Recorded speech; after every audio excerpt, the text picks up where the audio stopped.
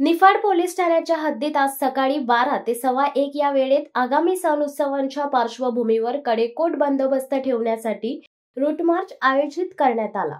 सदर रूट मार्चसाठी माजी पोलीस अधीक्षक नाशिक ग्रामीण बाळासाहेब पाटील यांच्या आदेशान्वये आणि कक्ष 14 rapid action force route march 4220/2025 दिनांक 28 जुलै 2025 च्या अधिपत्रानुसार नियोजन करण्यात आले होते। या रूट मार्च मध्ये RF 102 बटालियन मुंबई यांचे 2 अधिकारी आणि 33 जवान सहभागी झाले होते।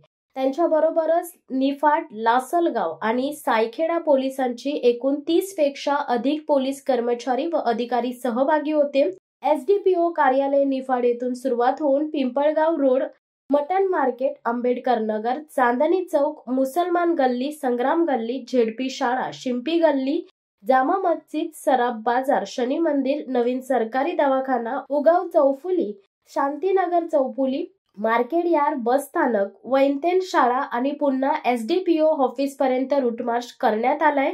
या रूट मार्चच्या माध्यमातून पोलिसांनी नागरिकांमध्ये सुरक्षा आणि विश्वास वाढवण्याचे कार्य केले आहे।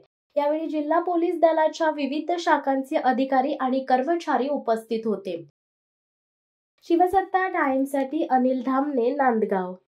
दे धडक बेधडक वृत्त देणाऱ्या आपल्या शिवसत्ता टाइम्स न्यूज चॅनलला लाल बटन दाबून सबस्क्राईब करा आणि बेल आयकॉनला क्लिक करायला विसरू नका।